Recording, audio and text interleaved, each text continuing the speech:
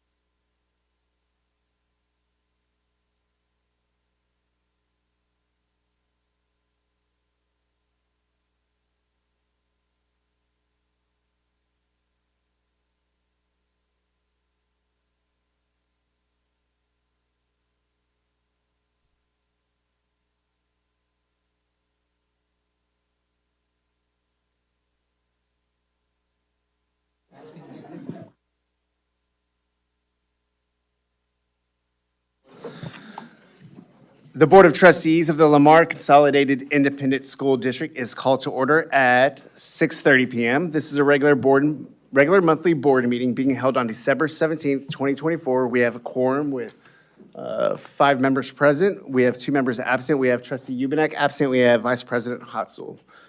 Please join me in a moment of silence to observe as you feel appropriate.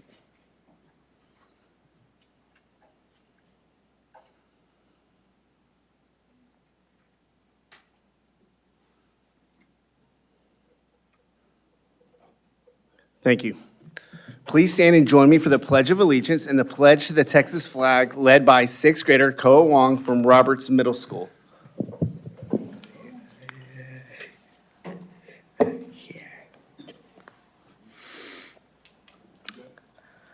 I pledge allegiance to the flag of the United States of America and to the republic for which it stands, one nation, under God, indivisible, with liberty and justice for all. Honor the Texas flag. I pledge allegiance to thee, Texas, one state under God, one indivisible.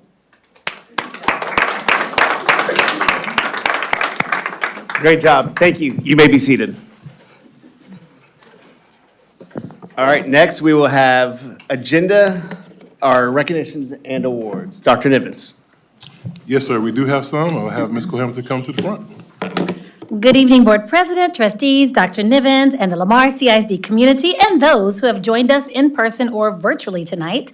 We've continued an exciting and successful fall semester across both academics and athletics, and tonight we have a group with us celebrating a state achievement, a staff member whose advocacy at the statewide level will bring positive impacts to our students and schools, and a distinguished graduate here once again to share her artistic talents with our community. But first up this evening, we are proud to recognize the exceptional contributions of our Director of Talent Development, Ms. Jamie Vincent. Jamie, come on up.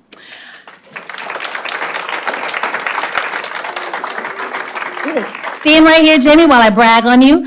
Her dedication and innovative leadership have created transformative opportunities for aspiring teachers in our community. In February 2023, Lamar CISD launched its first ever teacher certification cohort. As applications were reviewed, it became apparent that many individuals from our diverse community face significant challenges in passing the test of English as a foreign language, or TOEFL, which is a requirement for entry into Texas teacher certification programs. Recognizing this barrier, Ms. Vincent, in collaboration with our World Language Departments, introduced a TOEFL prep course.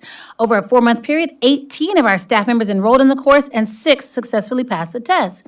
But further research revealed that only 39% of reported TOEFL scores between January and March 23 met the current passing threshold. Additionally, the score requirements for the certification programs are found to be 10 points higher than those for admission into any Texas public university, and this inequity posed a significant hurdle for aspiring educators. So in response, Vincent took decisive action, and in February 2024, she submitted a groundbreaking recommendation to the State Board of Educator Certification, which is SBEC, to reconsider the passing standard for aspiring teachers to the high intermediate level. Her proposal gained momentum, receiving SBEC approval in September 2024 and proceeding to the Texas State Board of Education for review. And just last month, the State Board of Education unanimously approved the recommendation in a 7-0 vote, and this change will officially take place and take effect in the Texas Administrative Code, Chapter 230, on January 7th, 2025. Throughout this rigorous process, Vincent stood as a steadfast advocate, providing testimony and answering critical questions to support the proposal, and her unwavering dedication has paved the way for more bilingual certified teachers to join our classroom. Her efforts exemplify the core values in Lamar CISD, and we are definitely appreciative of her statewide advocacy. Congratulations, Ms. Jamie Vincent.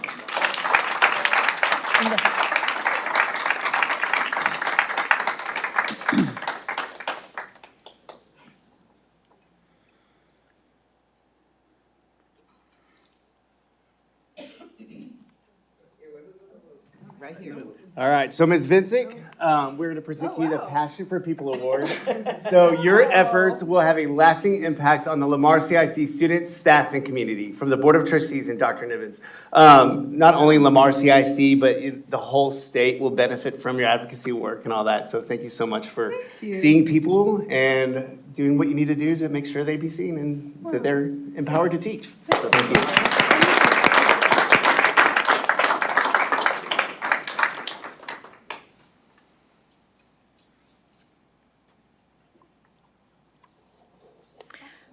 Okay, and this evening, we're also excited to recognize the Fulshire Chargers volleyball team, who made an incredible run to the UIL 6A Division I state finals just before Thanksgiving break, finishing as state runner-up. This achievement marks a remarkable milestone for the program, which began only in 2018, following the school's opening in 2017. And over the past 6 years, Fulshire has competed at the state level in 4A, 5A, and now 6A. Seniors Bailey Warren and Alexis James were named to the prestigious UIL state tournament team, showcasing their stellar performances. Coach Zimmerman's leadership has been key in developing a winning program, and we are extremely proud of the success this team has displayed. Team members include Yosol Adoleka, she's a senior, graduating this year, Academic All-District, First Team All-District.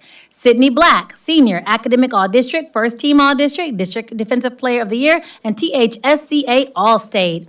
Carly Caraway, senior, Academic All-District, District Honorable Mention. Kennedy Carter, senior, Academic All-District.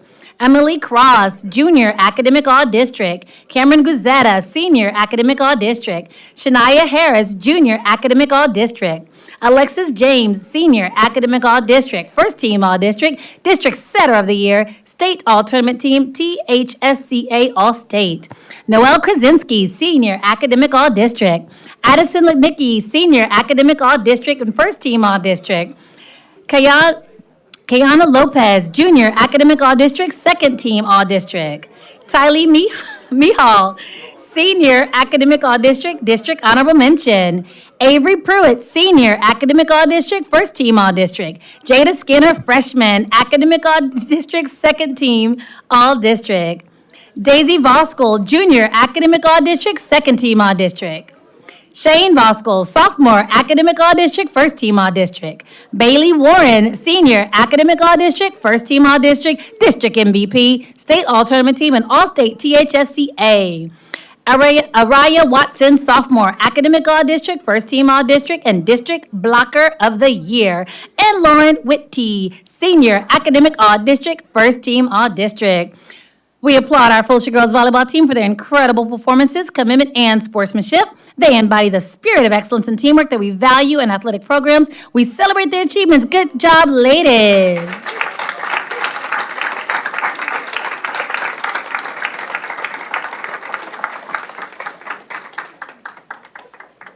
And finally, this evening, we have a special presentation of a brand-new artwork created for the district by one of our distinguished graduates of the class of 2023. Acclaimed artist and Foster High School alum Mia Huckman's work was already making waves long before graduation. As a junior, she won the Reserve Grand Champion spot in the Houston Livestock Show and Rodeo Art Auction, and her submission that year, titled Partners in Time, sold at auction for an extraordinary $265,000, setting a record for the school art auction, a record that lasted exactly one whole year until Mia returned with her senior year and broke that record. Her senior artwork submission, our last roundup, took the top grand champion prize and went for a stunning $275,000 at that year's auction, setting yet another record. After graduating, Mia has been busy studying at the Savannah College of Art and Design, but we are lucky enough to have her with us this evening here tonight, and especially excited to announce the completion of her latest project, a special commission work depicting our 6 current, come on up, Mia, Lamar CISD high school mascots, which will proudly be displayed here at the Brazos Crossing Admin Building, serving as an ongoing showcase of Mia's outstanding work and amazing talent. There's no doubt that Mia and her art are going places, and it's with great pride that we welcome her this evening to present this commission piece to our Board of Trustees.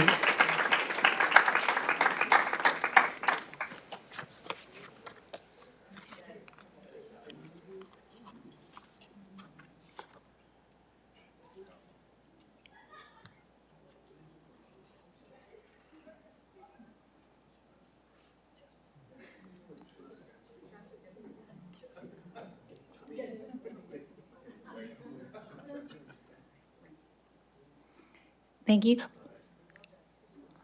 Thank you so much, Mia. We appreciate it. Dr. Niffens has all the recognitions at this time.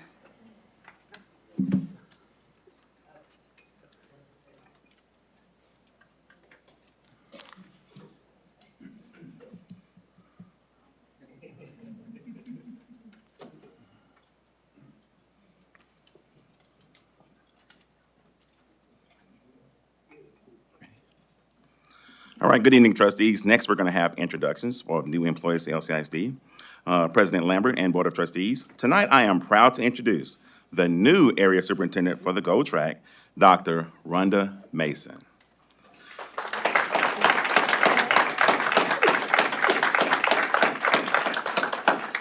Dr. Mason was born and raised in Cold Spring, Texas. She's a proud graduate of Sam Houston State University, where she received her bachelor's degree, the University of Texas at Arlington, where she received her master's degree, and again, from Sam Houston State University, where she earned her doctorate in educational leadership. Dr. Mason comes to us from Fort Bend ISD, where she recently served as Assistant Superintendent of Schools. Rhonda has a total of 23 years of experience in the field of education in various districts, serving in numerous roles such as a campus teacher, campus assistant principal, campus principal, also as a program specialist, program manager, and executive director. Dr. Mason has also served as a national consultant for the High School Reform Project.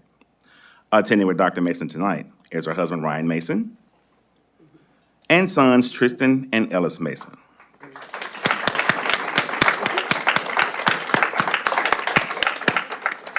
Ladies and gentlemen, please welcome the newest area superintendent to LCISD, Dr. Rhonda Mason.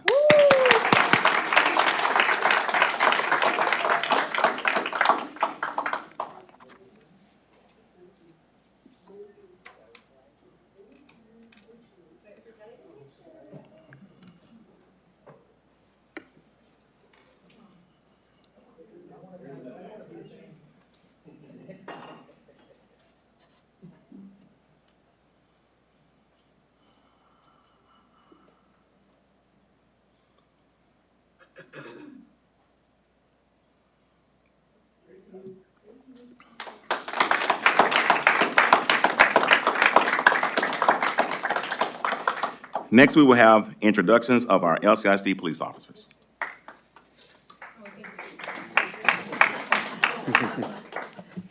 Good evening, Dr. Nivens, Board of Trustees, members of the community. I have the honor and privilege tonight to introduce you to our two new lieutenants for Lamar CISD Police Department. First, I get the opportunity to introduce you to Lieutenant Christian Nichols.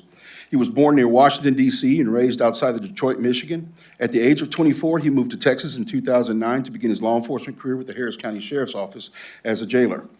In 2010, he joined the Rosenberg Police Department as a patrol officer, and in 2014, he was assigned to the SRO Division of Rosenberg to serve here at Lamar CISD. He is a 15-year law enforcement veteran, master peace officer who has been with the Lamar CISD Police Department since the department started in 2021. He has held the rank of sergeant with the Lamar CISD PD until his recent promotion to lieutenant. He holds a bachelor's degree from Columbia Southern University in business administration, along with his associate's degree in criminal justice. He is joined here tonight with his wife, Melissa, and his daughter, Maggie. Lieutenant Nichols.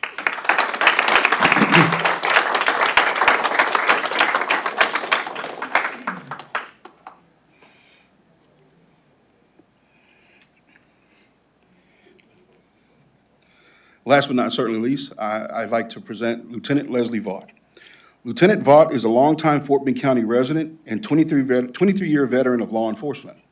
She graduated from here, Terry High School, in 2000. And after that, she joined the Fort Bend County Sheriff's Office at 19 years of age as a jailer. She became a certified peace officer and joined the Fort Bend ISD Police Department in 2005, where she was assigned as the campus officer for Elkins High School. In 2012, she rejoined the Sheriff's Office at the rank of detective and was assigned to the Special Crimes Division, where she was later promoted into the rank of sergeant and served there until recently. She is joined here tonight with her husband, who is a sergeant with the Fort Bend County Sheriff's Office, Eddie Vaught. Ladies and gentlemen, Lieutenant Vaught.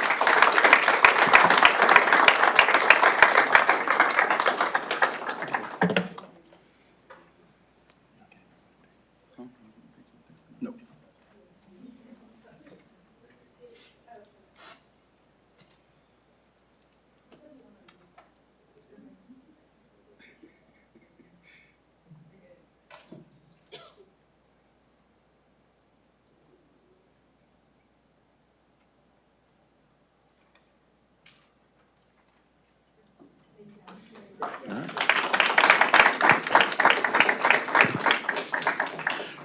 President Lamar, that concludes all introductions this evening.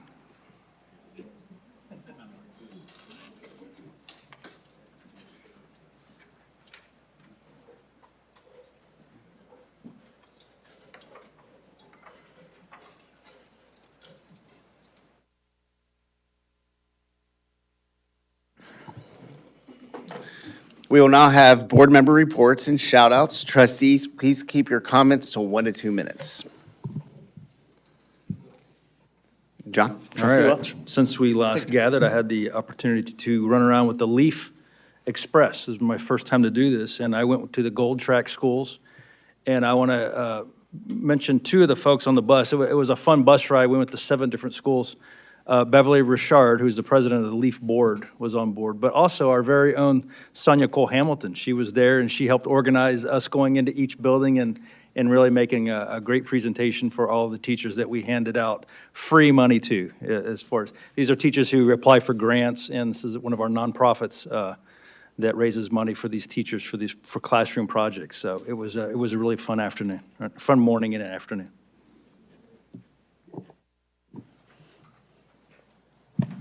I just wanted to give a shout out to Miss Smith at Jackson Elementary, and I don't know the music teacher's name, but they did a program the other night, and it was so good. It was very good, talented kids, and just wanted to let them know how good it was. Ms. Danziger? Okay, you know me, I don't follow all the rules, but it's just been such a busy time since we last met, and I do have about 3 big shout-outs. One of them, Austin Elementary did their first National Elementary Honor Society ceremony a few weeks ago on December 3rd. And I said, the school's almost 35 years old, so you can teach an old dog new tricks. It was a beautiful ceremony, and there was a portion of it that I'd not seen before where the kids came back after they got their pins, and one parent was brought down to pin their child. And there were tears in Daddy's eyes. So I was kind of emotional. I thought, this really hits home of what we're doing with our kids and making them feel proud and their parents feel proud. So thank you to Austin Elementary for such a beautiful ceremony. And then the next day, the retired teachers, Fort Bend retired teachers, I had to stop early the grant patrol because I had to run over to Randall High School. The culinary department did our holiday lunch this year, and it was wonderful. The students were so proud of themselves. They kept saying, we cut out those cookies, or I made the pie, and they were so excited. They brought us in, they served us, they conversed with us, which a lot of times high school students aren't real comfortable with that. And I just want to say that, and then the cheerleaders were guiding them around, the choir came and sang, the teachers, Rosie Kuhar and Casey Wright, they are extremely great with the culinary teachers, great with these kids, and we all appreciated. And I had several of our members calling me saying, thank you, what are we doing next year? So I'm very proud of our culinary kids. And actually, the next day, Lamar culinary department was doing the candlelight at the Fort Bend Museum. They catered it, and they were out there serving and doing all the appetizers, and it was wonderful to see them again, too. And finally, today was the Spirit of Christmas Market hosted by Friends Events at Pink Elementary. So many students had the opportunity to shop for their families. And what I love is that we had so many wonderful volunteers, from retired teachers to the people from Del Webb and the community. And I just want to thank all those areas, those people that support our schools and come in and make our kids happy this time of year. For mine, I would like to, I was invited to go out to Wright Junior High by the campus coordinator, Mr. Dustin Black, and Ms. Cheryl Anthony, the campus principal, and they put on a principal's breakfast, and it was great. The teachers will nominate students to attend the principal's breakfast, and it's different every time they do it, but they go over the character traits of pride that the Silver Track has. And so I was invited to attend and speak on respect. And so the students that were nominated by their teachers all exemplified its respect, and they were chosen by their teachers and voted on and all that. So great group of students there.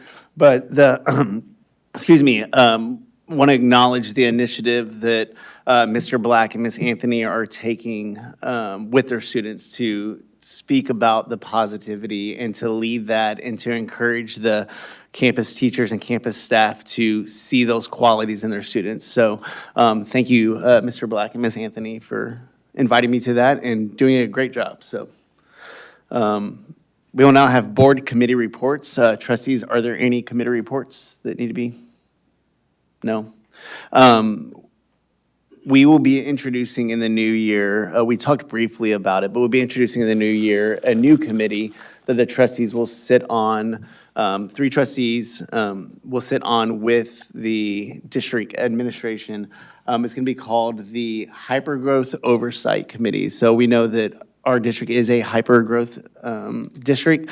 So as trustees, we want to be able to make sure we're well-versed and speaking into that. So that will be a new committee that we'll be starting in January. So trustees, if you're interested in being a part of that committee, let's talk and make sure we can get assignments made and all that. So, Dr. Nivens, is there a superintendent report? Yes, sir. Really briefly, I want to give a shout out to Ms. Mia Huckman, the young lady who commissioned the artwork for us tonight. That young lady is extremely talented. I've never seen talent like that before, especially when it comes to visual arts. And when she was leaving Lamar CISD to go to college, we sent word to her and said, you know, we would love for you to commission something for Lamar because eventually you're going to be very famous, very famous. And so, and she did that tonight. And so she didn't forget about us. And she did that tonight. And absolutely fantastic work. And it's just reminded me of, you know, how proud her parents could be. And so, you know, my kids are home for the holidays. And we've all been running around, you know, getting ready for the holidays, and we really had a time to sit down and enjoy each other. And so I just want to remind everybody that let's not get too busy doing life that we forget to live life. And so that's been the conversation with me and the kids and the wife, is that let's sit down and enjoy each other. I know there's a lot we have to do, but in the grand scheme of things, you know, being with each other and enjoying that time is why we're here. And so I just want to send that out. During this holiday season, don't get so busy doing life that you forget to live life, because it's not guaranteed and it is fragile, as we saw yesterday. And so there are some parents who can't hug their babies. There are some parents who are visiting their babies in the hospital. And so let's remember to keep the main thing and enjoy each other and enjoy our families. And while we're here, we give the best we can. Let's remember to live life. Thank you. Mrs. Johnson, are there any public comments? All right, hearing no public comments, we will move into our public hearing.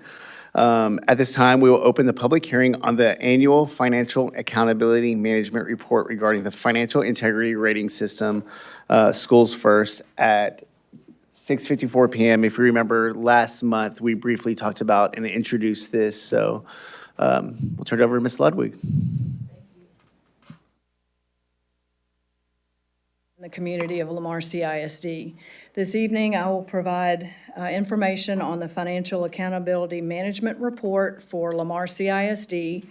It's under the FIRST system. FIRST is an acronym for Financial Integrity Rating System of Texas. There are 3 primary goals of this system. First, to achieve quality performance in the management of school districts' financial resources. Number 2, to measure a district's performance on the uniform indicators under the system. And then 3rd, to improve financial management and transparency. This report is the 23-24 FIRST rating. It's based on fiscal year 22-23, and it has 21 indicators. There are 4 different areas: critical, solvency, and financial competence. Indicator number 5 is being scored this year after not being evaluated since 2017-18, and that was based on the 2016-17 data. Indicators 10 and 15 of the 21 are not being scored this year. This system is based on a worksheet, and districts are scored and awarded a rating of A through F. Ratings on each critical indicator have yes or no answers. A no answer on any of those critical indicators results in an F rating. Some ratings have ceiling parameters, and ratings on the remaining non-critical indicators include point scores with a maximum of either 5 points or 10 points apiece. The maximum score available is 100 points. As you'll see on the top of the slide, those are the achievement rankings that districts can receive. Lamar CISD's 23-24 rating, again, which is based on 2022-23 fiscal year data. The district received a score of 89 points, and this that score was capped at 89 points due to indicator number 5, which had a ceiling parameter. The district actually scored 92 out of the 100 points. And the district has received a superior or A rating every year prior to this year, since the inception of the program in 2001. At this time, I'll go through the 21 indicators. I won't touch on every single one, but I do need to provide information on the district's performance on the indicators. First of all, as I mentioned, the critical indicators are indicators 1 through 4, and a district needs to receive a yes answer on those. And Lamar CISD did have yes answers on all 4 of those. First of all, whether or not we submitted our annual financial report by the deadline to the TEA, which we did. We did have an unmodified or clean opinion on the audit for that year. Indicator 3 has to do with whether we're in compliance with the payment terms of all debt agreements, which we are, and that the district made timely payments to the TRS, the Workforce Commission, the IRS, and other government agencies, which we've made all those commitments on time. Indicator 5 is the one that is a long, drawn-out indicator when you read it. There are 2 different conditions that can be met in order to pass the indicator. And this one is one of the ones with a ceiling. So condition 1 is whether the total net position is greater than 0 after adjustments. The district did not have a net position greater than 0, so we didn't meet that one. But we did meet condition 2. Condition 2 gives latitude to districts with high growth, or at least growth over 5 years of 7% or more in enrollment. This is the one that does have a ceiling parameter, so even if you do have a yes answer on this one and meet this condition, the maximum number of points a district can receive is 89. Lamar CISD's student growth over the 5-year period was over 9,000 students at 9,017 students and a growth rate of 27.04%. You'll see indicators 6 through 9 on this slide. We did have yes answers and 10 out of 10 maximum points for indicators 7 and 8. I'll talk a little bit about indicator number 8. This is the ratio of current assets to current liabilities. The district did have a ratio of 13.056 when TEA's target is 3.0, so we did very well on that.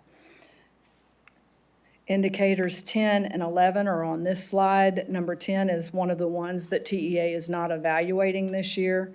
Number 11 is the ratio of long-term liabilities to total assets. There's a possible 10 points. We did get all 10 points of that one. It measures financial leverage of the district. The value should be less than 1.0, and we are at 0.9632 for that fiscal year. And there's also a fast growth exception, which we met as well, as we were over 7% over the 5 years. Indicator 12 is the correlation between future debt requirements and assessed property value. There are 10 available points there, and we received 2. And again, the ratio for Lamar is 11.6811. And this indicator does not factor in the rate of property value growth demonstrated by the number of housing starts and commercial growth in the district, nor does it consider the amount of underdeveloped land within the district's boundaries. Indicators 13 and 14, we received 10 points for each of those. Indicator 15 is not being evaluated, and indicator 16 has to do with the quality of the data that the district presents to the TEA. This is the comparison of our annual financial report with our PEMS data. The TEA allows a 3% variation, and ours was well below 3%. It was negligible at 0.0000731%. and we did pass indicator number 17. Our report was free of any instances of material weakness and internal controls. Indicator 18 is a maximum of 10 points as well, which we received all 10 points, as we had no instances of material noncompliance for grants, contracts, or laws. Indicator 19, we received 5 out of 5 points and passed indicators 20 and 21. The management report each year has to contain certain components, which ours you'll see on the screen, and we do post this report on the district's website. And with that, I can answer any questions you might have.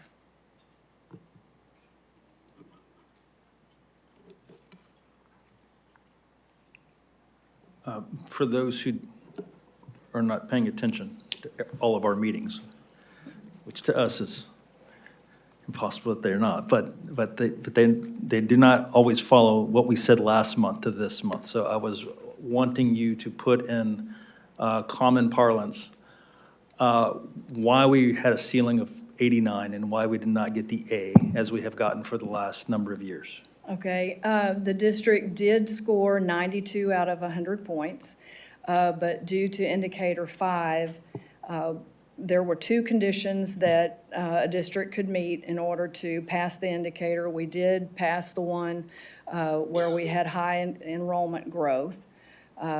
We did not pass the one that requires net position, which is based on all of our funds of the district. We did not pass it because we did not have positive net position. When districts are fast growth, you do issue debt in order to accommodate your new construction, but you don't have all the assets recorded on your books at that time, so you're in a negative equity type position.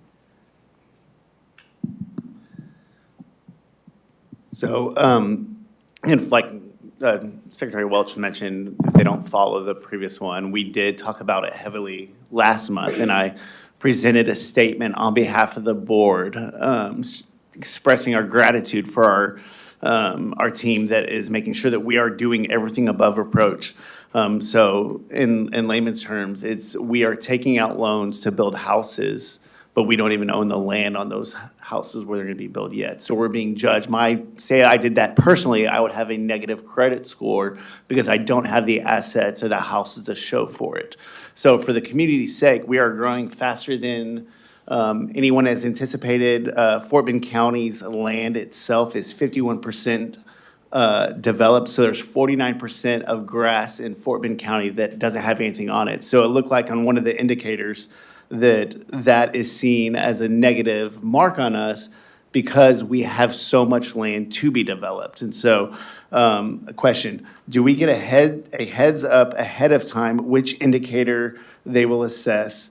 And is it common practice for them to switch indicators from year to year? The commissioner can switch indicators from year to year, and it does happen. Most years, there is at least some sort of tweak or some difference. And as you saw, there were 2 indicators this year that weren't scored, and indicator 5 wasn't scored for, a long time, since the 2017-18 year. So yes, there are changes from year to year. How far in advance are you given that information? We get a preliminary look at what the rating system is going to be for the next fall and the spring, so. Because right now, if this was 22-23, 23-24 is already done, so. Right, and actually, at this point in time, we look at the current indicators and already are starting to judge where we'll be next year, and that's what we've always done, actually, is. So they could come along and say, oh, we're not gonna. Not gonna do this one, or we're gonna tweak this one and, maybe change the ratio that's required, the target, or, it could be Is there anything, a really. purpose to doing this? I'm It was- sorry. It was just a legislative requirement back in 2000. And for the community's sake, and our team and our employees' sake, again, we did score a 92 out of 100, but due to that one indicator, it dropped us down to an 89, and that is the maximum score we can get. And Dr. Nivens has been in communication with Commissioner Morath himself. And so there has been dialogue between our district and the head of our education in Texas about how this is impacting us as a fast growth district. I apologize. So we're doing what we can to put a spotlight on our team, saying that even though we are a fast growth district, they are doing everything that they should be doing and more. So Yeah, just to give some more context to that, we are the only school system in the state that's going through what we're going through, that's experiencing hypergrowth. And so when I had a call with Commissioner Morath, he understood that, and so what he asked us to do is put together some documentation, send it to him, so he and his team can go back and evaluate this indicator for schools that are considered hypergrowth. And so it's just one of those unique situations, kind of a perfect storm to hit us. But he's committed to doing that and looking at it. He didn't make any promises about this year, of course, but he said in the future, he and his team want to look at that and reevaluate to make sure that schools that are hypergrowth aren't punished. And so he is committed to doing that, and he said make sure that everybody knows that he's committed to doing that for us. any other questions or comments? Yes, great job. This is the time in the public hearing where the public has an opportunity to comment. If you are interested in commenting on the annual financial accountability management report, please come to the stand by Mrs. Johnson. Each speaker will be given 5 minutes for comments. Please state your name before you begin. Thank you, Ms. Ludwig. Okay, hearing none. We will close the public hearing at 7:08 PM. All right. It is 7:08 PM. We are adjourning to closed session pursuant to Texas Government Code Sections 551.071, 551.072, 551.074, and 551.082 of the Open Meetings Act to discuss personnel, land acquisition, or consultation with our attorney.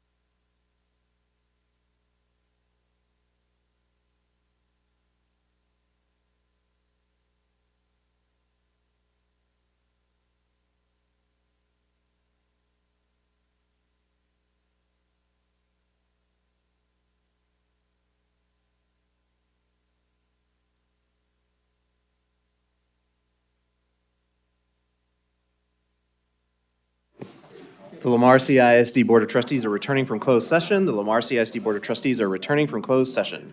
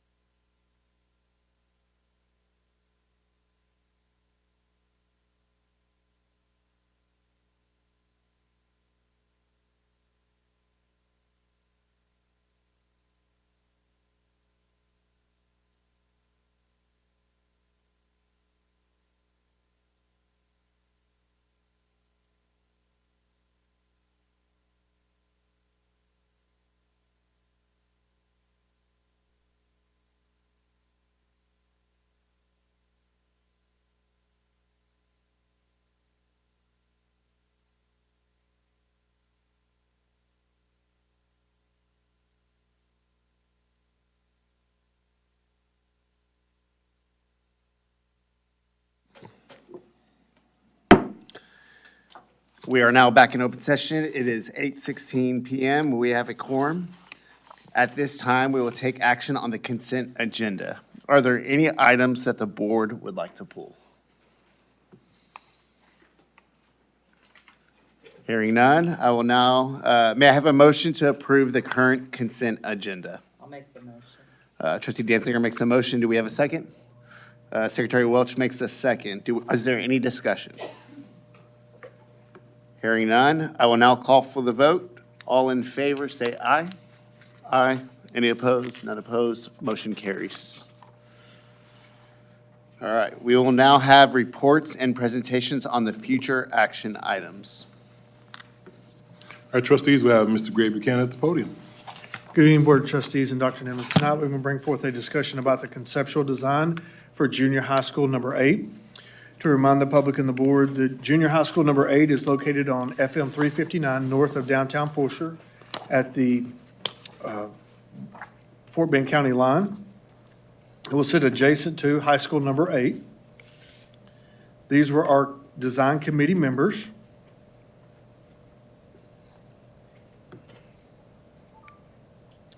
These are the adjacencies. These are not a floor plan. These are just the adjacencies of the different areas that we will have located within the junior high school and where they'll be located next to each other.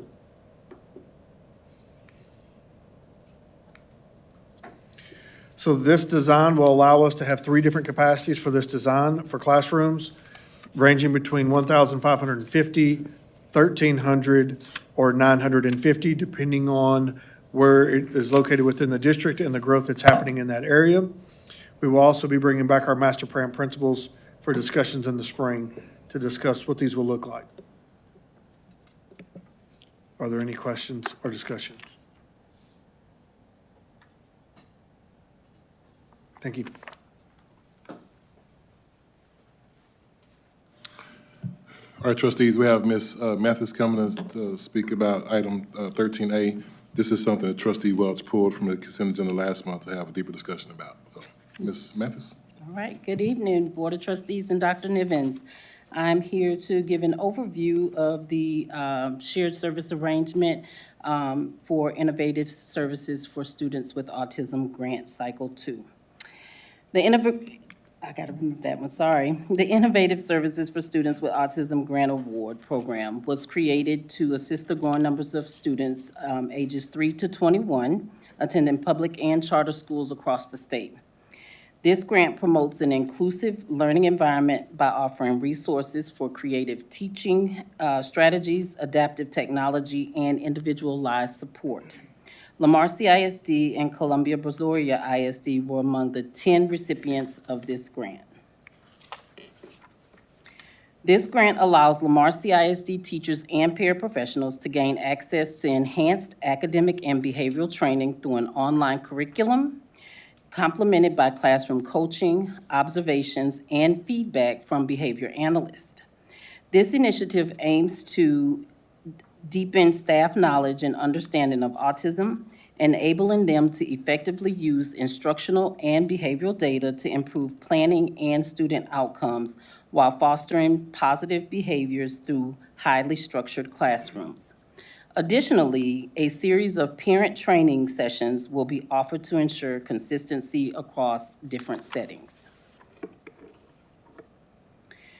The total grant awarded is $808,955, with $274,878 designated to support LCISD staff. 15 LCISD campuses, including all special education compliance programs, will receive direct benefits, while all other campuses will gain indirect support through academic and behavioral training as well as digital resources. Columbia Brazoria ISD will serve as the fiscal agent, managing grant funds, ensuring compliance, and overseeing progress reporting to TEA. Teachers and paraprofessionals can attend training in both Lamar CISD and Columbia Brazoria ISD.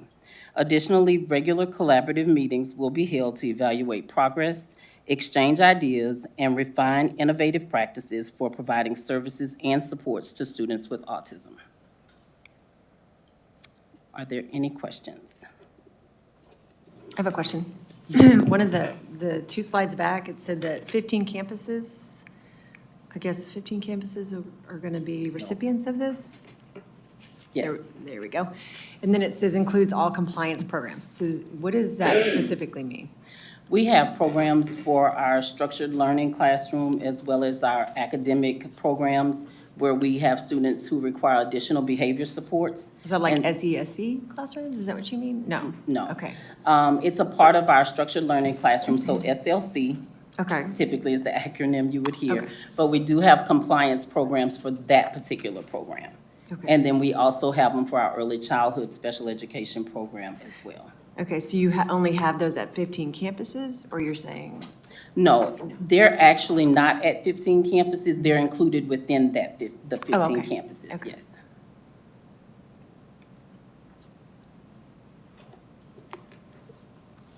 I just asked for a report just to highlight it, just because our SPED department was audited, a year-long audit recently, and I just wanted to, we seem to, in society, there's a lot of students, there's more students now with autism than there was in the past.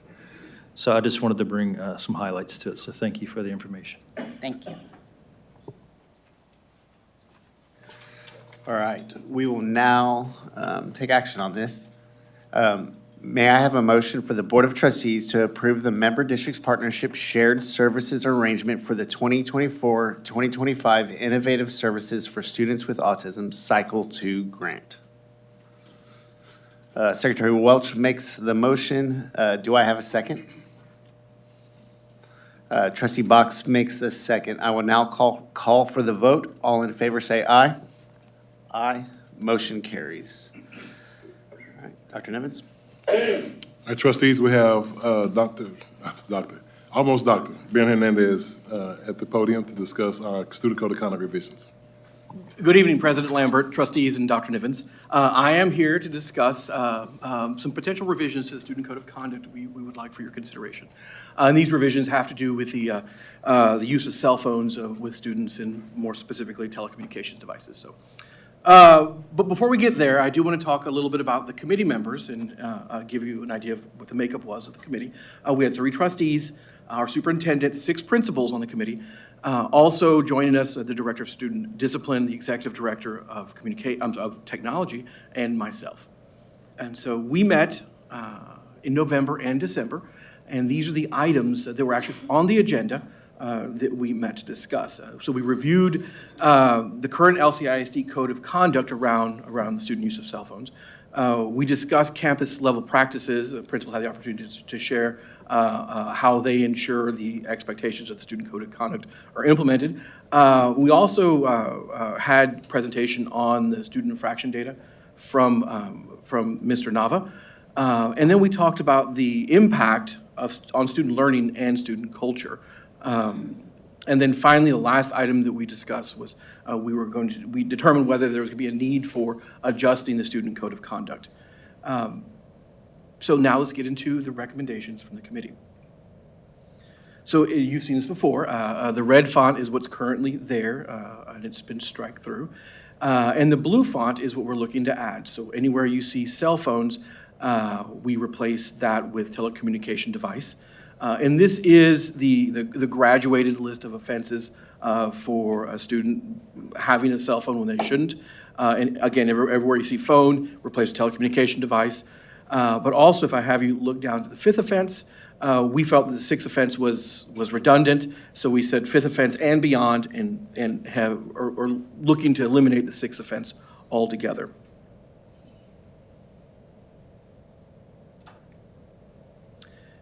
And then also on page 16 in the Student Code of Conduct, we added the blue letters, the blue words for the first sentence, the use of mobile phones or any device during tests that are identified as a major grade is strongly prohibited. We wanted to be explicit around what kind of tests. And also the second sentence, to be a little more clear, a test is considered a major grade when it is entered in the grade book in the major grade category. Again, to be very clear with what that means.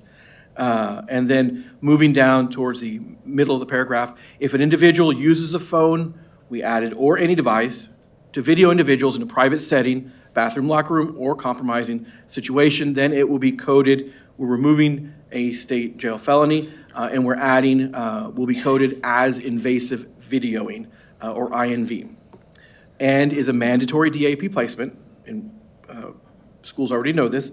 We're also adding from the Student Code of Conduct, or a discretionary expulsion. And lastly, we felt important to update the glossary with the term contraband. And so any item is considered illegal or illicit and or materials that are prohibited is what we are considering contraband. And a note on how this applies to telecommunication devices. The manner in which a telecommunications device is used determines its status. If used in a prohibited manner, then a telecommunications device is considered contraband. So we added that to the glossary. And finally, if approved tonight, all these changes, if approved by you, all these changes will be included in the Student Code of Conduct immediately. Any questions? I just wanted to make a comment on that videoing in restrooms or locker rooms they're not going to be coded as state jail felony because when we code them, it's invasive videoing, but it actually is indeed within the law a state jail felony. Absolutely, yes. So that kind of code then triggers involvement of the police, and then they're the ones that handle the felony part. Okay, just want everybody who's listening to be clear. We're not Thank you. changing anything. Thank you. For the community and public sake, can we, Trustee Box, if you mind sharing why, as the chair of the committee, sharing why we switched from cell phone to telecommunications device? Just expand on why that.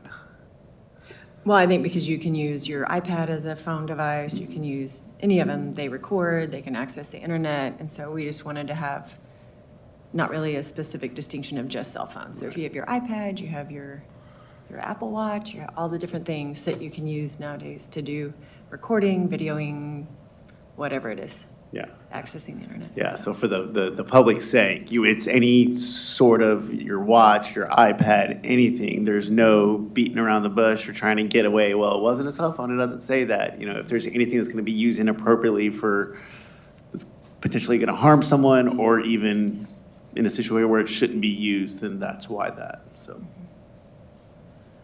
Any other questions, discussion? All right, we'll now take action. So may I have a motion for the Board of Trustees to approve the recommended changes to the Lamar CISD Student Code of Conduct? All right, Trustee Box makes the motion. Do I have a second? All right, Trustee Bronzel makes the second. Any discussion? All right, hearing no discussion, we will now call for the votes. All in favor say aye. Aye. None opposed. The motion carries. We will now have reports and presentations on the informational items. Dr. Nivens? All right, trustees, we have Ms. Logan, our CFO, coming back to the podium to discuss results in our refunding for our bond sale. Good evening, Board of Trustees and Dr. Nivens. This evening, I will discuss the results of our recent refunding bond sale. On November 12th, 2024, there was a team of 5 underwriters led by RBC Capital Markets that participated in a negotiated sale, which allowed the underwriters to place the bonds with buyers at varying terms, maturities, interest rates, things like that. We've used a negotiated sale method since 2003. The original pricing date was scheduled for October 23rd. However, due to high volatility in the market and excessive supply, this would have impacted interest rates and basically cost the district more money. So our financial advisors and underwriters advised us to postpone. So after about 3 weeks or so, the market looked better, so we entered the market and Lamar CISD's goals were achieved. There was less volatility in the market and there was a high demand for our bonds. The proceeds of this sale will be used to refinance a portion of the 2015 and Series 2016A bonds for debt service savings, and it will also pay the cost of issuance. The market yielded strong investor participation. There were 20 accounts that submitted orders that were in excess of the par amount. Almost all maturities were either fully subscribed or oversubscribed, and which meant that we had more people wanting to buy the bonds than we had bonds to sell. The par amount of these bonds, which is the face value or the amount that we'll actually repay, was $195.385 million, and the bonds were sold at a premium. Our true interest cost, or TIC, was 3.569%, and the district will refund or refinance bonds with a par amount of $211.585 million. The savings and interest cost to the taxpayers over the next 19 years will be $21.337 million in cash, and that also translates to a little bit over $15 million in present value. So you've seen this table before. I like to update it each time we have a bond sale. So the TIC of 3.7% is very favorable and very comparable to what we've had in the past. With that, I can answer any questions.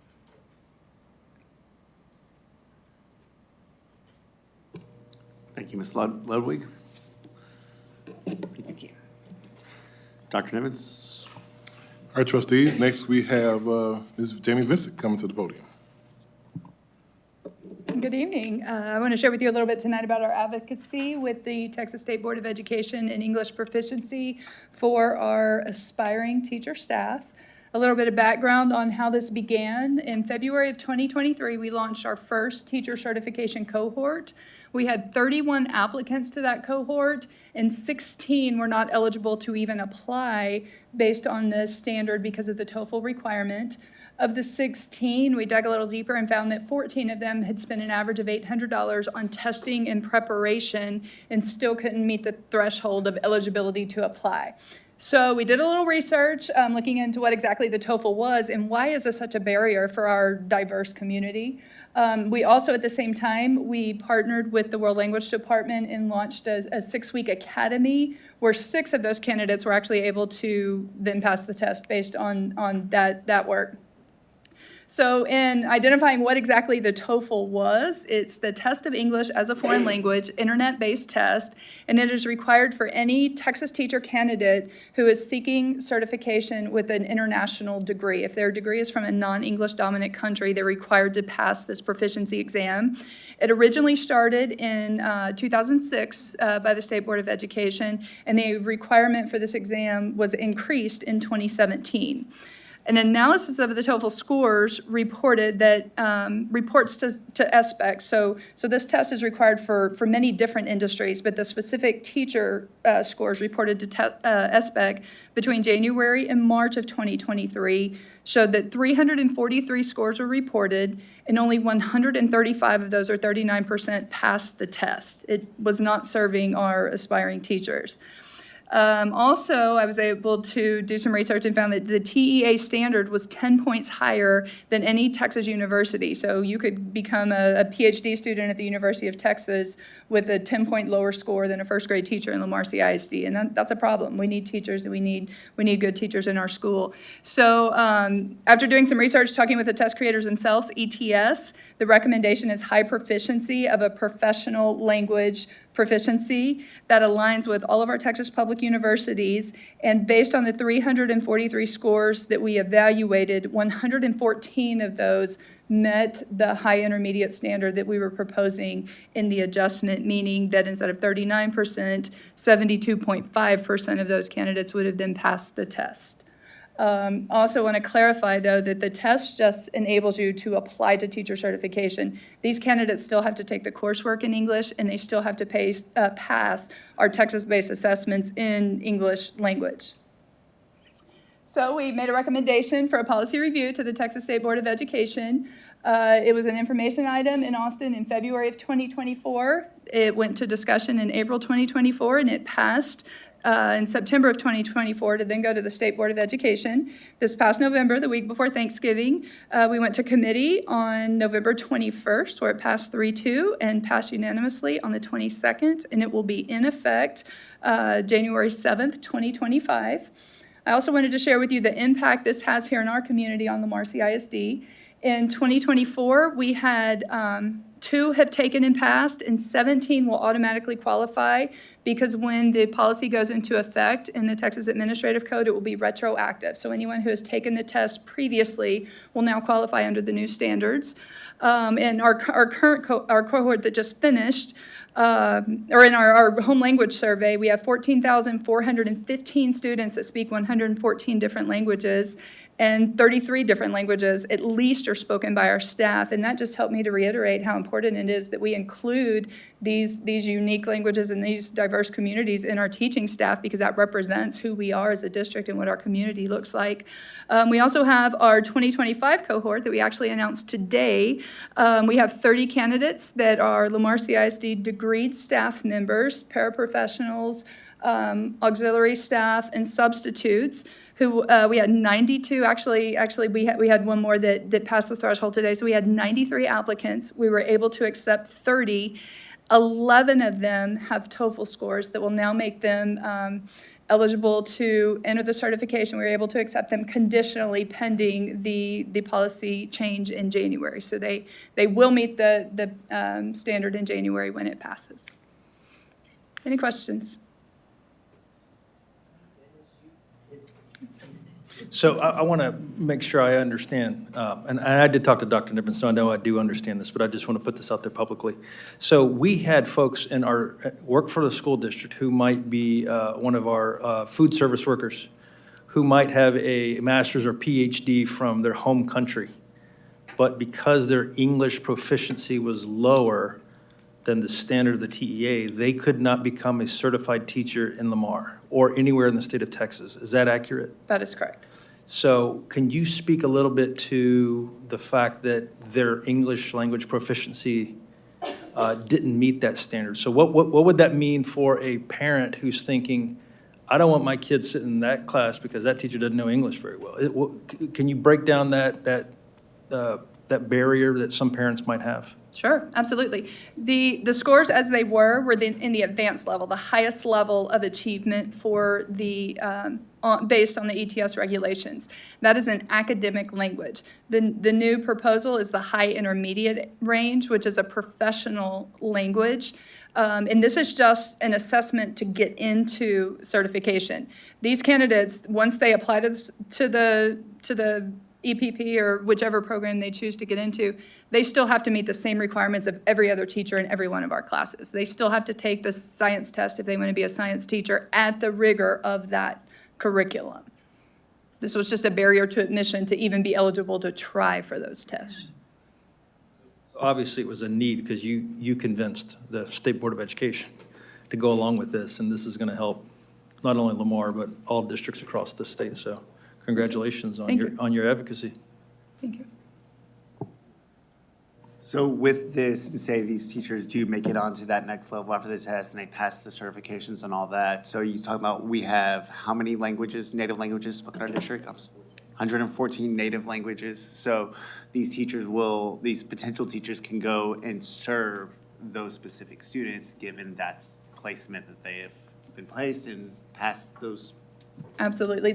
Of the ones the 11 that I referred to here, most of them, or not all of them, I can get you exact numbers if you're interested, but most are interested in certifying in either special education or bilingual because many of them are already working as paraprofessionals in those areas already.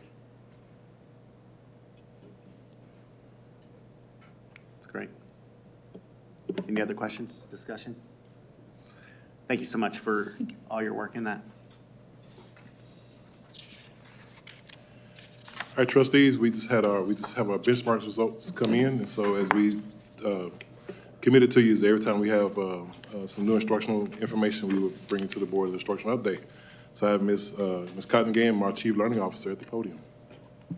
Good evening, Board. Good evening, Dr. Nivens. So as he said, tonight I'm going to give you an instructional update. So benchmark assessments are given twice a year, once in the fall and once again in the spring, to all STAR tested areas as progress monitoring. The results of these assessments are analyzed and used to determine necessary interventions for students. Fall benchmarks are composed of released STAR questions, that cover the curriculum up to the point of testing, so all material on the test should have been covered. So here are the district results for the benchmarks that were taken before Thanksgiving. Comparing apples to apples, green shaded areas are gains from the fall benchmark last year to the fall benchmark this year. The purple shaded areas are double-digit gains, and areas that are white stayed the same, and the orange or tan colored areas are decreases from last year's test scores. As you can see, there are many more green and purple areas, so that shows that we are making improvement. Some actions contributing to the gains are the teachers having more time to plan, a focus on PLCs, and training and implementation of how to use data to guide instruction. And so, as you can see, we have increased in approaches, meets, and masters in 16 different assessments, and we increased by double digits in 12 assessments.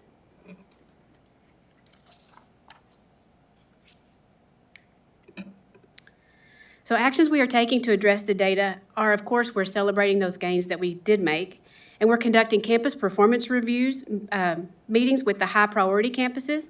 We're doing lesson plan audits to check for alignment with the TEKS. We'll be visiting PLCs to provide feedback.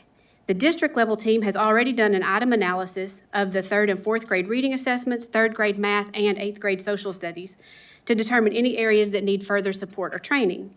We'll provide trainings through the instructional coach meetings and principal meetings, and the area superintendents and the teaching and learning team will also be working closely to calibrate on PLC and lesson plan expectations. Any questions? Hi, could you go back to the chart for a minute, please? Because I want to make sure I understood. So when you say apples to apples, let's say we go 3rd grade where it says 65%, that's going to be a decrease. by those same students or that grade level? That grade level. So you're really not comparing This kids isn't to... cohort, yeah, we didn't, this doesn't compare third grade last year and how they're doing in fourth grade this year. Okay, so that's what I want to make clear, Right. that this is how they came to them. Yes, And ma'am. now they have to get them up to the next part. Okay, Yes, well ma'am. then, we're seeing that kids are staying on track. Yes, ma'am. I have a question. So when y'all go around and you said you were, then on the next slide, it says you'll do lesson plan audits.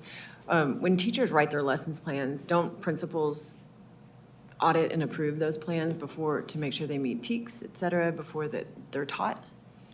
They do some, they don't do all. And so what we'll be doing is we'll be going through and we'll be looking at the standard, and then we'll pull those lesson plans, especially on the low standards where we scored low. And so we'll look at those to see, does that lesson plan meet the rigor? And then we can go back and we can talk to the teachers about what do you need to do now to get that up to where it needs to be. Didn't you speak to us about some of this last year, that you were going around to the PLCs to, because you said that's a very good lesson plan, but how is that meeting what your children need? Yes, ma'am, and it gets to be, a lot of it is the verb in the standard. TEKS have higher level verbs, more like analyze, compare, contrast, those kinds of things. And a lot of times when we teach it, we may teach it at the identify level. And so it's just little tweaks like that sometimes just to get it up to the rigor of the standard.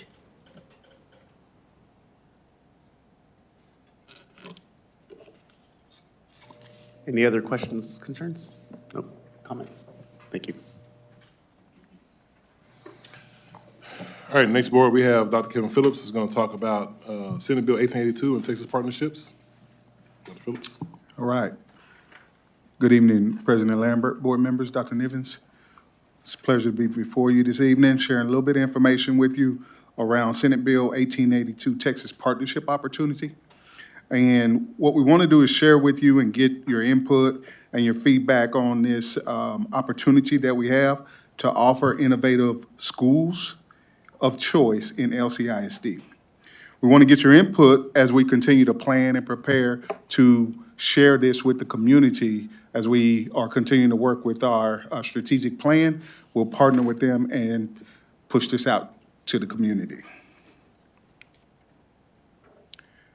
The reason we're having this conversation is because we want to be the one. We want to be the one in this competitive area of education that is compassionate and showing our passion for the people of our community. We want to be able to communicate, plan for success, as well as explore innovative educational models and approach things with a growth mindset.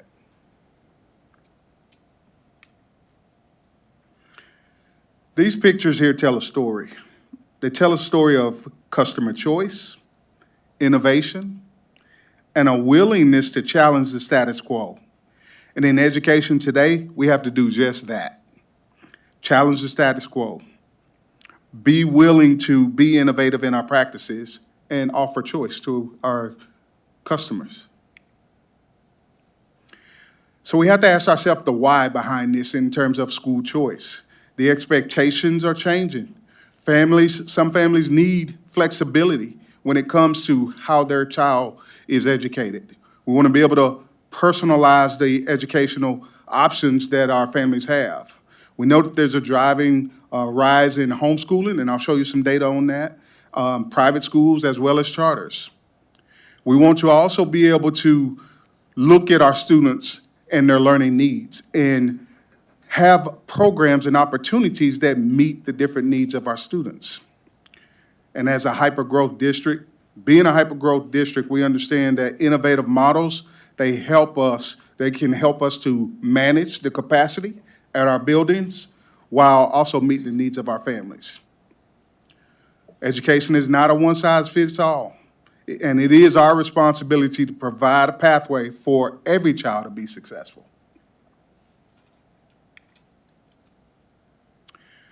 So here's some data for us to look at when it comes to homeschooling.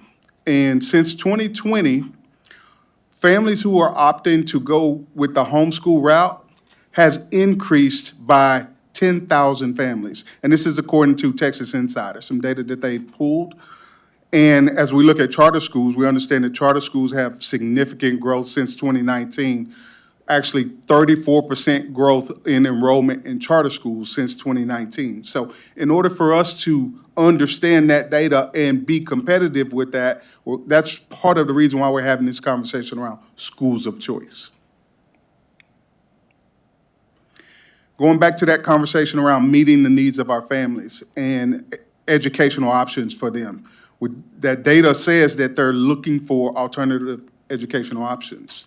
So offering choice schools within LCISD can directly compete with the other options that families are saying that they want, while allowing us to continue to provide high-quality learning environments that are tailored to students' needs. And then again, responding to the different learning styles of students. Every student learns differently. And as we've been talking about this, we started to use the term micro schools and themed academies. These will allow us to have customized teaching approaches, in some cases, smaller classes, and in other cases, innovative curriculums that are able to be presented to our students. These models will support different learning styles, different interests, and offer other opportunities for us to engage students of all types of learners. The other piece of why we want to do this, we understand that with LCISD adding 2,000 students annually, school choice can help us balance that growth by offering specialized programs that appeal to families who are moving into the district, as well as our families who are currently here. These options will show families that we're innovative in our thought process as it comes to educating students, as well as having many offerings for our families that are in the district. And one of the ones that I really think is beneficial for us is being able to strengthen our community and our economic ties. Our partnerships with our community are critical. And partnering with local businesses, industries, higher education institutions will allow us to offer more enhanced learning opportunities for our students. We know that we have great relationships with partners within our community right now, but having choice schools will allow us to strengthen those relationships. These partnerships can support student success, attract families to the area, and then allow the economic impact to be there as well. We have to do school differently. We have to do school differently. And the goal is by 26, 27 school year for us to have choice for our families to experience school differently. And the avenue that we'll take for this is Senate Bill 1882. The state has given us this opportunity to do school differently. And what this looks like is us being able to create an in-district charter that can be more flexible in the school operations. When we talk about what that flexibility looks like, it can be the length of the school day, the number of days of the week, the curriculum, the calendar for the students, as well as the student experience. The vision is that we have more classes that look like this right here, where students are up and they're authentically engaged in the learning. Hands are up. There's authentic learning posted all around the classroom. The teacher is the facilitator of the learning more so than the distributor of information. So let's dig into this a little bit. What is Senate Bill 1882? Senate Bill 1882 was passed in 2017 by the Texas legislators, and it allows school districts to form partnerships with nonprofit organizations, higher ed institutions, or other eligible entities to operate district campuses as in-district charters. The goal of 1882 is to improve student outcomes through innovative educational models, and that's what we're looking for. And then to increase school choice for families, expand PD opportunities, professional development opportunities for our educators, and to provide the district with additional funding incentives from the state to support the success of these partnerships.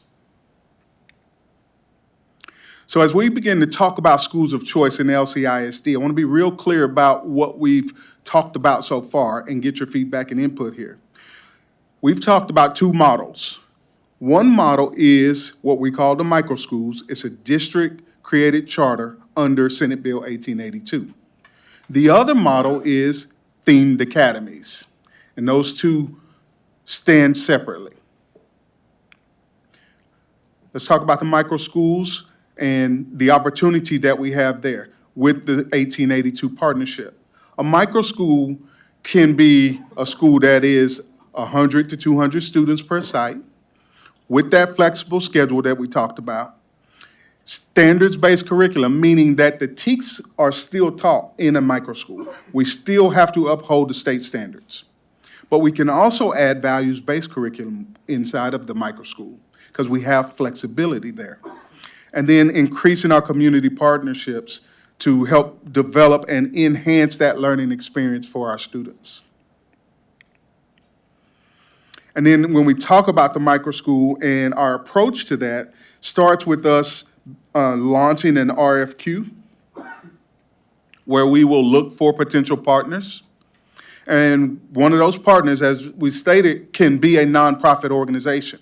We started talking about a district-initiated nonprofit organization, possibly Lamar Legacy Partners. Other eligible nonprofit educational organizations, we would invite them to submit a request for qualifications, as well as higher ed partners, potential partners. And the thing that I really want to emphasize here is that there's a contract that would be approved by LCISD Board of Trustees and the partner, and that will be the governing agreement that's managed by LCISD leadership team, so that the board maintains some oversight while the district leaders continue to monitor and ensure that the goals of the micro schools are present on the campus. So the micro schools are standing there. And now the themed academies, well, I also want to make sure that I clarify, for our micro schools, we're talking about serving students from kinder to 8th grade in those micro schools. And then the themed academies is something different. The key components of the themed academies is that it could or could not be a part of the 1882 partnership. Just depends on how we finalize those plans. And then it will be managed by district leaders, could be on our existing campuses, and emphasized through specials, rotations, or elective classes. Modeled from our Innovative School Day, which we've heard great things about, and to also develop to increase community partnerships as well. As we finalize the theme of a certain campus, we would be looking for partners to partner with that campus to bring that learning alive. Themed academies offer specialized academic programs that are tailored to students' interests, their needs, and their talents. Some of those themes could be something like environmental science, or STEM, which is science, technology, engineering, and math. The fine arts, a world language, or even a global leadership academy. And for the themed academies, we're looking at grades kinder through 5 to start at our elementary campuses. So now, when we talk about schools of choice, we talk about our micro schools and our themed academies and our steps that we have to be sure that we take as we work towards deciding which way to go with that. Is we'll conduct a needs assessment where we survey families, we analyze that data, and we're able to identify where the demand is for those specialized programs. We want to get stakeholder engagement. We want to involve parents, students, and staff in the planning process. Then we will select campuses and then possibly some renovations that need to happen on those campuses as we talk about the micro school or the themed academy. If there's something that we need to do on the campus to make that come alive, then we'll have that as part of our planning. Curriculum development, where we create specialized curriculum units, align with the school themes. And then we'll talk about staffing and looking at the staffing and the training that the staff may need to be on a campus that has a certain focus area.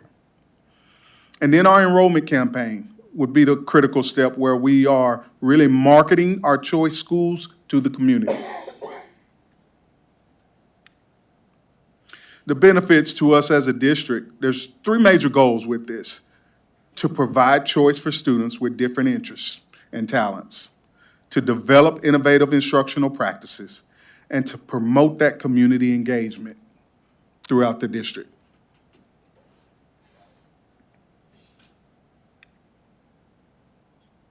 So the next few slides will outline a timeline for the strategic vision of bringing micro schools and themed academies to life, while fostering a culture of choice, excellence, and opportunity. Because we know this is a significant change in how we do school, this process will take time, it'll take planning, collaboration, so we've outlined a 2-year process for this. Here's a timeline that just kind of outlines where we started this conversation back in August 2024. And then along the way, we've had several meetings, and to this point today, where we are having this conversation as an information item with you as board members. So then we'll continue this conversation on through this time next year, where if the board approves, we'll be submitting our application to TEA. And there's lots that go on in between there, between community meetings and selecting a partner and establishing a contract. All those things will happen over the next 2 years as we work towards this. Continue with that timeline, you'll see where we'll have committee meetings, we'll have meetings where our curriculum team will begin to work on that curriculum. We'll be collaborating once we establish those partners, collaborating with those partners, and then begin recruiting teachers and drafting the enrollment process and the application that students would use to submit their application to a particular school.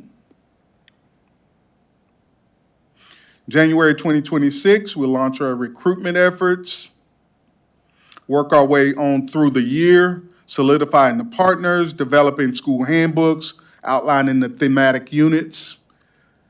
And then by August 2026, our goal would be to launch our schools of choice in LCISD.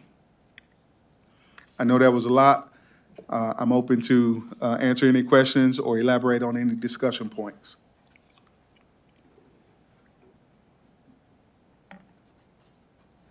Well, I'll just say this.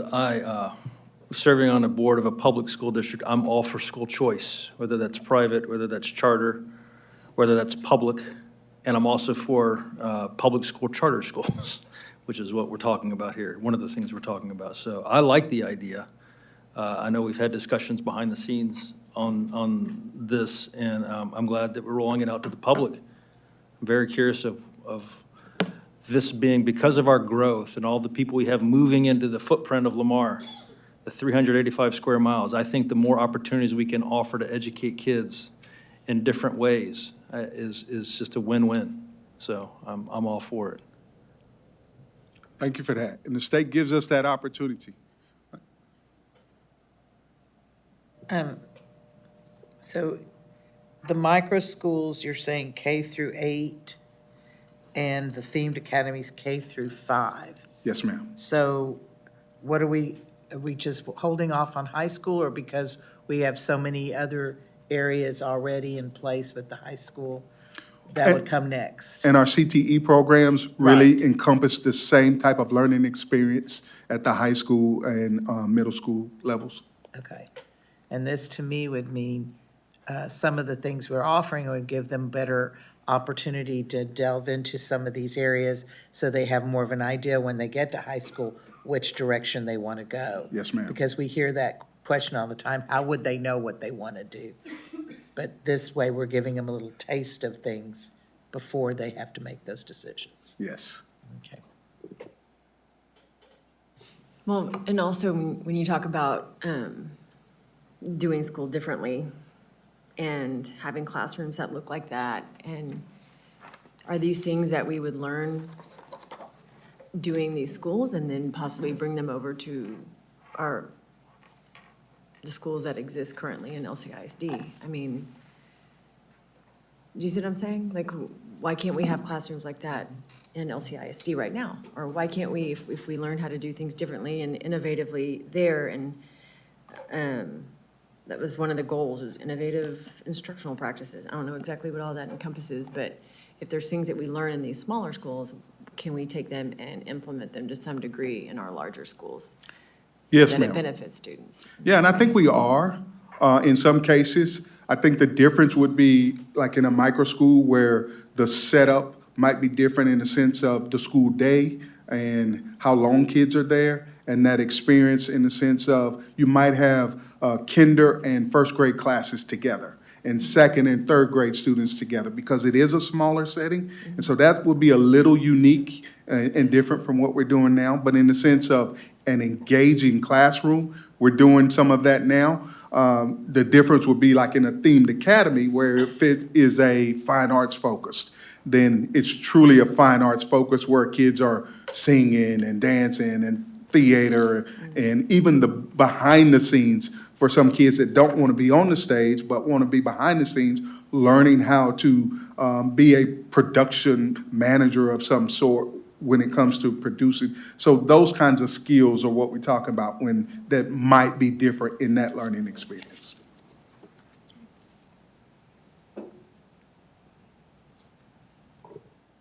I appreciate the effort and the thought that's going into this, because we're in an industry where we're trying to teach students how to think creatively and think critically.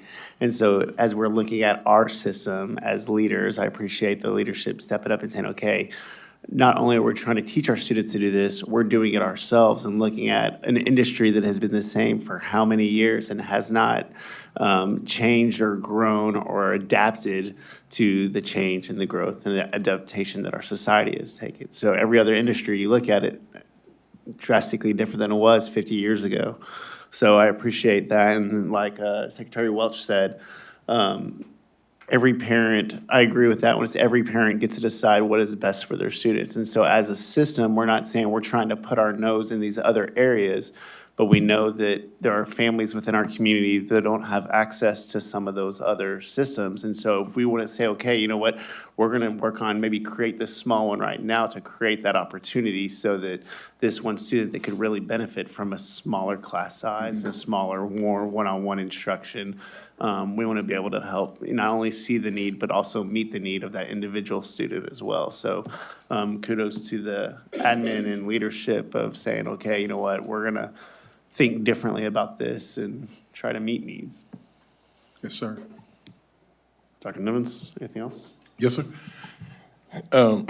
So I just want to be clear to the community and everyone else is that we know this will be a heavy change. This will be a significant change for our community.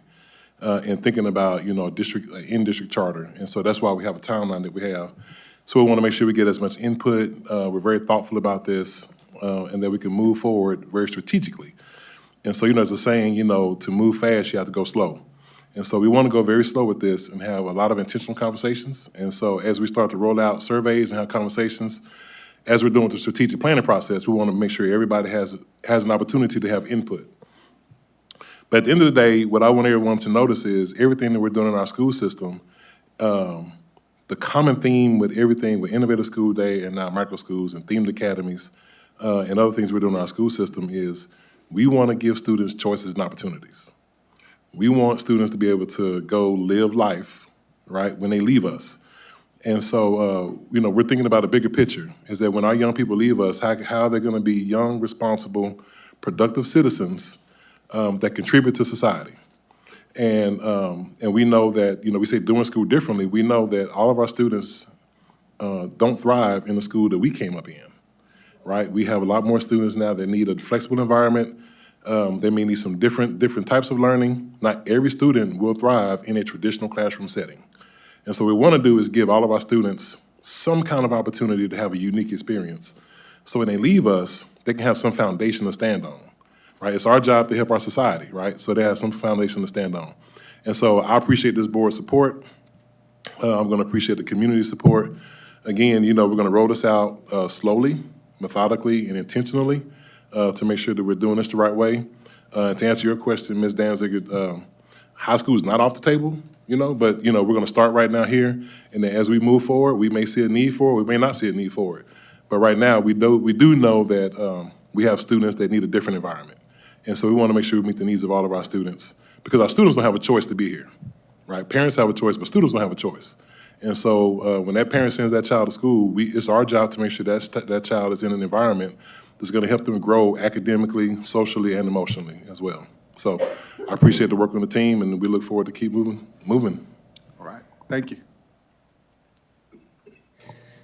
All right, trustees, are there any items on the future consent agenda that trustees would like to pull for discussion in our January board meeting?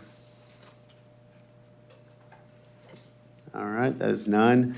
We're going to move to closed session. It is 9:08 PM. We are adjourning to closed session pursuant to Texas Government Code Sections 551.071, 551.072, 551.074, and 551.082 of the Open Meetings Act to discuss personnel, land acquisition, or consultation with our attorney.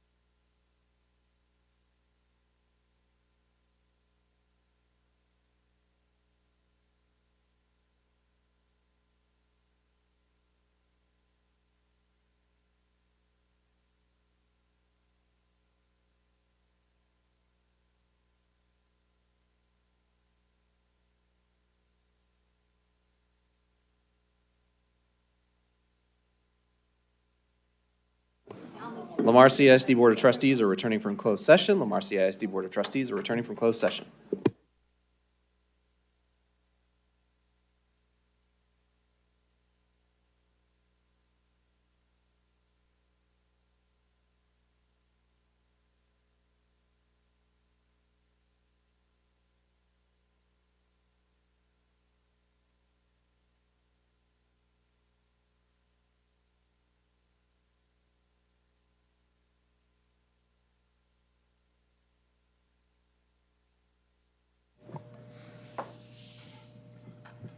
All right. It is 9:21 PM, and we have a quorum. Is there anything that anybody would like to announce or any upcoming events coming up? Friday night, Randall High School in state. I'll say Randall High School will win its first state championship on Friday night. Yes, it will. Yes, it will. So if anyone's still watching, which I hope everyone is still watching, drive it to Arlington on Friday, 7:00 PM. I don't want to prolong this, but I do want to say, when I was on the sideline at the game the other night, I thought our young men won with class. And I watched their head coach still speaking life into them and still directing them on how to win with class. I'm talking about Brian Randall now.